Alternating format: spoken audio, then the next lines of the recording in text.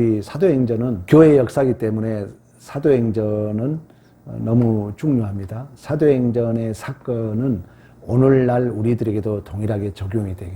자, 예를 들어 보겠습니다. 우리 지난주 설교를 들었으면 좀 이해가 쉬울 텐데, 누가 나를 모함을 했어요. 누가 나를 물에 빠쳤어요. 물에 빠졌는데 죽게 됐는데 하나님의 은혜로 살아났어요. 또 누가 나를 모함해가지고, 오늘 배경이 똑같은 배경이에요. 아그리파 1세가 야고보 사도를 죽입니다. 그리고 베드로를 죽이려고 해요. 근데 베드로가 하나님의 은혜로 구출받는 지난주 내용이에요. 그러면 그 구출받은 자가 어떤 반응을 할 것인가가 오늘 핵심 주제예요.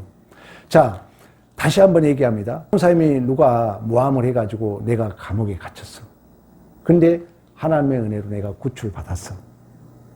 그러면 그 구출받은 자가 어떤 반응을 할 것인가가 오늘 핵심 주제라는 것입니다. 오늘 본문의 내용이 바로 그런 내용이에요. 주 44년, AD 44년, 본문에 나와 있는 것처럼 헤롯 아그리파 1세입니다. 당시에 로마가 유대를 지배했기 때문에 아그리파 1세에는 총독이나 마찬가지예요. 그러니까 로마로부터 이제 지명을 받아가지고 유대를 통치해야 되기 때문에, 특히 이제 이 이스라엘은 전통 유대교들이 살았기 때문에 그 유대교 지도자들에게 잘 보여야 돼요. 로마에도 잘 보이고 유대교 지도자들에게 잘 보이고. 근데 유대교인들은 기독교를 핍박하고 죽이려고 그러잖아요. 그래서 첫째 바로 그 야고보란 사도를 칼로 순교를 시킵니다. 그래서 야고보가 죽고 그 다음 교회 지도자 베드로를 죽이려고 그래요. 근데 마치 그날이 유월절이었어요. 4절에 그 얘기해요. 유월절 때문에 베드로가 잠시 옥에 갇혀요. 그러니까 유월절 때문에 엄밀히 말하면 베드로는 목숨이 구원받는 거예요. 뭔 말인지 알겠죠? 그래서 이 베드로의 구출은 단순한 개인적 구출이 아니라 우리의 구속사적인 내용을 포함하고 있다는 거예요. 베드로 엄밀히 말하면 유월절만 했다는 그날 죽어야 돼. 근데 유월절 명절 때문에 잠시 감옥에 갇히고, 그리고 이제 천사가 와서 베드로는 깊이 잠들었는데 옆구리를 찔러서 베드로를 결국 그 감옥에서 구출하게 되는 줄로 믿습니다. 그러니까 이 베드로의 구출은 우리 지난주에 얘기했던 것처럼 단순한 개인적 탈출 이야기가 아니라는 거예요. 유월절이란 명절 때문에 그가 살아났던 것처럼 이스라엘 백성들이 유월절로 말미암아 이집트인과 구별되어서 살아났던 것처럼 죄와 사망 가운데 우리가 결박당해 있던 자들이 예수의 어린 양의 피로 구원받는 그런 구속의 역사를 예시하고 있는 줄로 믿습니다. 그러면 자, 우리가 이렇게 살아났어요. 자, 다시 질문합니다. 누가 나를 죽이려고 모함을 했어. 그러니까 죽을 뻔했는데 하나님의 은혜로 기적같이 살아났다는 거예요. 그래가지고 이제 베드로가 살아나서 오늘 마리아의 집에 왔다 그랬어요. 마리아는 미리암 하면 기억나죠? 반역, 배신자. 미리암이 모세를 반역하잖아요. 그리고 마라, 쓴물 고통. 나를 나오미라 하지 말고 마라라이라.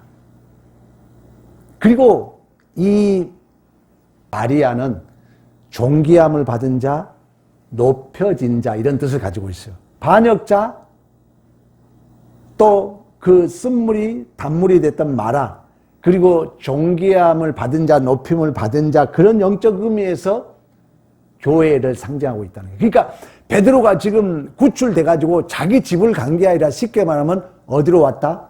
교회로 왔다는 거예요. 교회로. 근데 그때 이제 교회는 베드로가 갇혔고 야고보가 순교 당했기 때문에 엄청나게 모여서 이제 기도를 한 거예요. 기도하고 있었는데 이제 베드로가 하나님의 전적인 은혜로 저절로 문이 열렸다 그러잖아요. 창고가 열리고 그 죄와 사망 가운데 우리의 조건, 우리의 자격의 문제가 하나님의 전적인 은혜로 우리가 엑소더스 그 구원이 있었던 것처럼 탈출이 있었던 것처럼 이제 베드로가 그 탈출을 해가지고 이 마리아 집에 온 거예요. 그래서 밖에 문을 두드려요. 그랬더니 로데라는 여자아인이 알아봐요. 아, 베드로다. 베드로 왔다. 그랬더니 밤새 기도했던 그 자들이 그걸 믿을까 안 믿을까? 안 믿는 거예요. 안 믿고 뭐라 하면 야, 너 미쳤냐? 여러분 오늘 중요한 얘기입니다. 이따 얘기하겠지만 우리가 열심히 기도하지만 여러분 신앙생활이 그러잖아요. 기적을 믿는다 하지만 여전히 그 기적을 그 믿음을 내 생각 안에서 내 이성 안에서 내 경험 안에서 제한시킬 수 있다는 거예요. 기도는 열심히 해요. 여러분 순종이 제사보다 낫다 그랬잖아요. 100세의 아브라함에게 하나님이 그래요. 너 아들 줄게, 자녀 줄게. 근데 아브라함은 자기 조건, 자기 환경적으로 생각했기 때문에 믿어요, 안 믿어요? 안 믿어요. 비웃어요. 못 믿어서 하갈이란 여인으로 말미암아 이스마엘 출생합니다. 사도행전에 있어서 아주 여러분 중요한 내용이에요. 우리의 신앙을 적나라하게 고발하고 있는 거예요. 우리가 열심히 기도하잖아요. 우리가 초월적인 기적을 믿잖아요. 무예수를 창조하신 하나님, 죽은 자를 살리신 하나님, 혈우병자를 고치신 하나님. 그러나 우리가 막상 실제적으로 순종할 때는 베드로가 그랬던 것처럼 내 경험, 내 이성, 내 신념의 근거에서 순종하려다 보니까 신앙의 기적이 없다는 거예요. 마찬가지입니다. 이들도 열심히 기도했지만 자기들 생각에 감히 착고에서 나올 수 안 믿는 거예요. 오늘 본문에 우리도 마찬가지입니다. 신앙생활이 교회에 헌신하지 못한 이유가 의연 중에 내가 정해놓은 틀 안에서 내가 정해놓은 이성 안에서 경험 안에서 우리가 신앙생활을 할 수 있다는 것입니다. 그래서 하나님께서 이러한 기적을 완성하는 것은 우리의 조건, 우리의 열심, 물론 하나님은 우리를 기도를 응답하죠. 하나님은 우리의 말할 수 없는 탄식으로 빨리 빌어줘요. 하나님은 우리의 머리털까지 세심받으신 하나님이에요. 그러나 하나님은 우리 기도 이상으로 그 하나님의 하나님 되심에 근거해서 우리에게 응답하신 줄로 믿습니다. 근데 우리는 열심히 기도하지만 여러분이 기적을 믿잖아요. 죽은 자를 살리신 하나님 믿잖아요. 무예수를 창조하신 하나님 믿잖아요. 하나님은 없는 것도 있게 하신 하나님 믿잖아요. 그러나 베드로가 그 부정한 음식이 내려왔을 때 먹으라 했을 때 주여 나는 부정한 음식을 먹을 수 없다고 말씀했던 것처럼 우리의 신앙생활이 잘못하게 되면 열심히 기도하지만 열심히 믿노라 하지만 막상 순종할 때는 내 경험의 근거에서 내 이성의 근거에서 내 신념의 근거에서 순종할 위험이 있다는 것입니다. 오늘 본문에서 지적한 내용입니다. 그래서 이들은 감히 헤롯의 칼에서 야고보도 죽었는데 4명에서 4조가 4명씩 16명이 지키고 있었거든요. 그리고 착고에 매여 있었고 옥문을 간순히 지키고 있었기 때문에 인간적 조건과 이성은 도저히 베드로가 나올 수가 없죠. 마찬가지예요.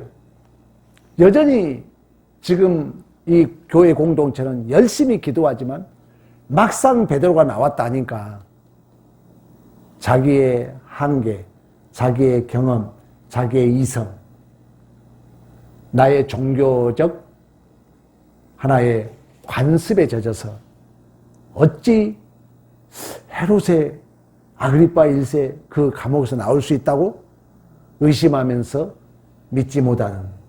그래서 로데라는 여인은 베드로를 알아봤지만 이들은 밤새도록 기도했지만 설마 하면서 미쳤냐? 아니야, 천사일 거야.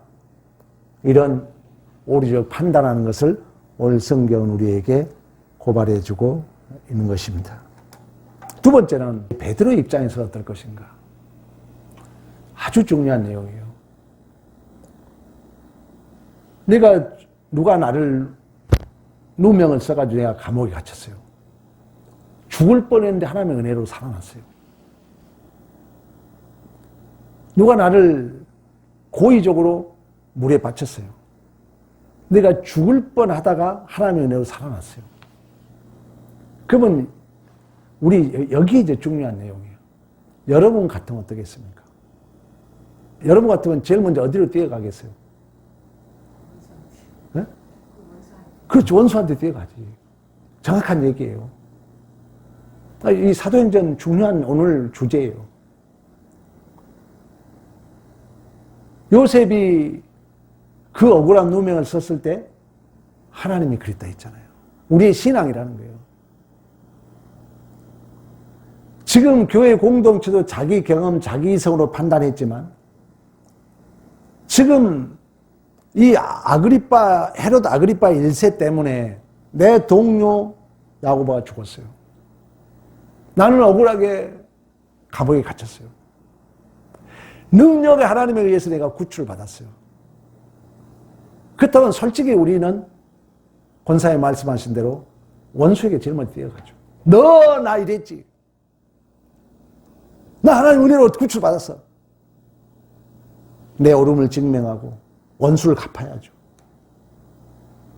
또 유대인들에게 가서 너네들 우리를 핍박했지 하면서 그들에게 내 옳음을 증명하고 싶겠죠. 또 교회 안에서 야 뭐해라 나는 하나님의 능력으로 이렇게 구출받았다. 자기의 능력을 증명하고 싶겠죠. 오늘 성경의 중요한 내용입니다. 근데 베드로는 그렇지 않아요. 왜 그랬을까요? 그래서 인생이 우리에게 버릴 게 없다는 거예요. 베드로같이 자기 신념이 강했던 사람이 없잖아요. 아 주님 오기도 갔고 죽는데도 같이 가겠습니다. 부인했던 베드로. 조금 전에 위에서 강주리에 부정한 음식이 내려서 주여 나 주님 나 부정한 거 먹지 않습니다. 우리 하나님이 야 내가 깨끗하게 했는데 왜 너가 부정하다 하느냐. 그리고 3번씩이나 그 사건이 있었고 성령이 베드로의 삶을 이끌었던 것처럼 이제 베드로는 그런 인생을 어느 정도 경험했기 때문에 자기의 존재와 인생의 운명이 느헤미야가 내 소원이 뭐냐 물었을 때 왕에게 아부하지 않고 하나님을 바라보면서 묵상했다고 우리 지난 주일날 말씀했던 것처럼 우리 주님이 그러잖아요. 수없는 기적과 이적 앞에 우리 주님이 강조한 게 뭡니까? 절대 소문내지 말아라. 절대 말하지 말아라. 왜? 그거보다 더 중요한 것은 내가 십자가를 져야 되기 때문에. 우리 인생도 마찬가지입니다. 어떤 문제가 결부되면은 우리는 이성에 갇혀서, 내 경험에 갇혀서, 내 사고에 갇혀서 우리는 하나님의 기적을 제한시켜버리죠. 또 하나는 베드로처럼 내가 좀 기적을 경험하면 남을 죽이고 싶고 내 자신을 증명하고 싶죠. 그러나 오늘 베드로는 우리 12절에서 말씀하고 있잖아요. 12절 우리 다시 한번 읽겠습니다. 시작. 깨닫고 마가라 요한의 어머니 마리아의 집에 가니 여러 사람이 거기 기도하고 있더라. 17절. 베드로가 그들에게 손짓하여 조용히 하고 주께서 자기를 이끌어오게 나오게 하신 일을 말하고 또 야고보 형제에게 이 말을 전하라고 따라 다른 곳으로 가니라. 아멘. 근래 와서 수요일날 로마서 설교하면서 그런 얘기를 했던 것처럼 하나님은 심판자의 하나님이 아니라 우리의 아버지 하나님으로 계신 줄로 믿습니다. 근데 우리는 어떤 큰 능력을 경험하면은 또 내가 어떤 하나님의 기적을 경험하고 내가 어떤 옳은 위치에 서게 되면 우리의 가장 큰 오해가 그거거든요. 바로 심판에서 답을 내리길 원하잖아요. 근데 여러분 엘리야가 갈멜산 전투에서 바알 선지 아시아에서 850명과 싸워 이기잖아요. 이세벨이 죽일라니까 도망을 갑니다. 호렙산에 도망을 가요. 근데 하나님이 강한 바람이 불어요. 지진이 나타나요. 불이 임해요. 이건 다 뭘 상징해요? 심판을 상징하는 거예요. 거기 하나님이 임하지 않습니다. 하나님은 세미한 음성을 임해요. 엘리야 내가 왜 여기 있느냐. 그래서 당시에 그 괴롭혔던 하사엘에게 기름을 부어서 아람의 왕으로 세우라. 그 타락한 북이스라엘 바로 멸망한 게 아니라 에후를 기름 부어서 이스라엘 왕으로 세우라. 엘리사에게 기름 부어서 너 후임의 선지자로 세우라. 하나님은 심판자의 하나님이 아니라 지금도 오래오래 우리를 참고 기다리고 계신 하나님이신 줄로 믿습니다. 여러분의 직장 생활 속에서 교회 생활 속에서 또 우리 사회 공동체 생활 속에서 좀 답답함을 느낄 수 있어요. 왜 저런 불의한 부분을 하나님이 내버려두고 있지? 왜 하나님이 바르게 심판해 주지 않지? 이런 우리의 질문을 가질 수 있어요. 그러나 하나님은 베드로 후서에 보면 그렇습니다. 하나님의 약속이 더디다고 원망하지 말으라.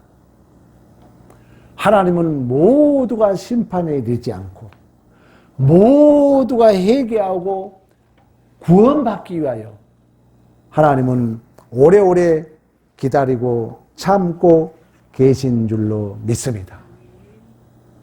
여러분, 그래서 성경에 가장 오래 산 사람이 누구라 그랬어요? 무두셀라입니다. 969세.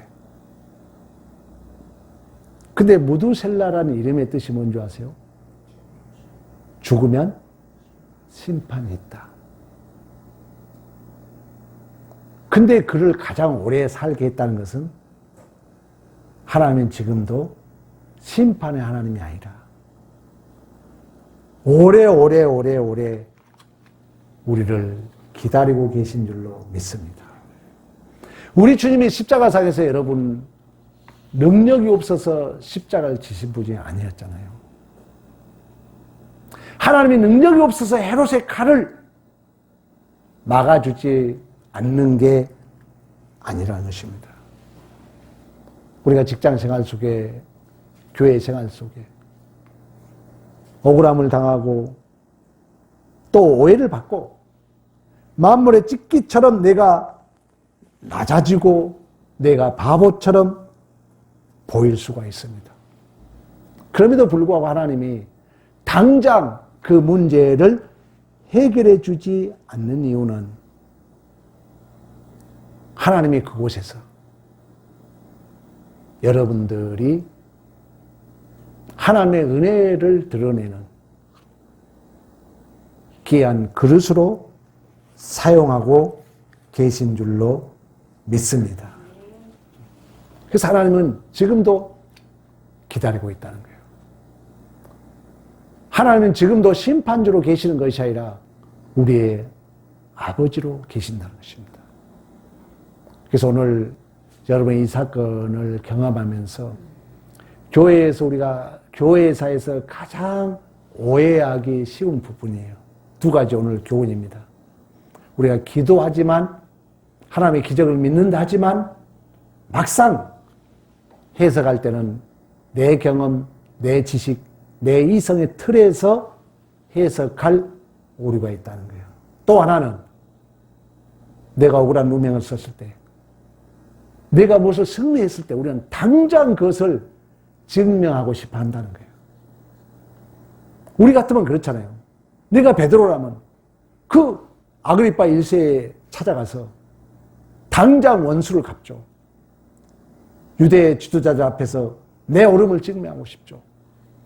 그리고 모든 교회 공동체 앞에 나와서 나는 이렇게 기적으로 살아났어, 나를 증명하고 싶어 하겠죠. 그러나 우리가 더 중요한 것은 일상생활 속에 내가 십자가를 지는 것. 여러분들이 오늘의 삶이 전부가 아니라, 내 삶의 한 사건이 전부가 아니라 우리는 그 사건을 넘어서 또 오늘의 삶을 넘어서 우리는 또 다시 우리 예수님이 묵묵히 다 알고 있었지만, 능력을 가졌지만 십자가상에서 도살장에 끌려가는 양처럼 입을 열지 아니하시고 묵묵히 십자가의 길을 갔던 것처럼 우리 역시 그 길을 가길 원하시는 의미에서 때로는 사회 공동체 속에서, 때로는 교회 공동체 안에서, 때로는 여러분의 직장 생활 속에 애매히 당하는 고난도 있고 또 이해되지 않는 억울한 일도 당할 수 있다는 것입니다. 그때 당장 내 옳음을 증명하려고 하는 그런 유혹에 빠지지 마시고 끝까지 예수 그리스도의 십자가를 지는 믿음의 승리가 있기를 간절히 축복합니다.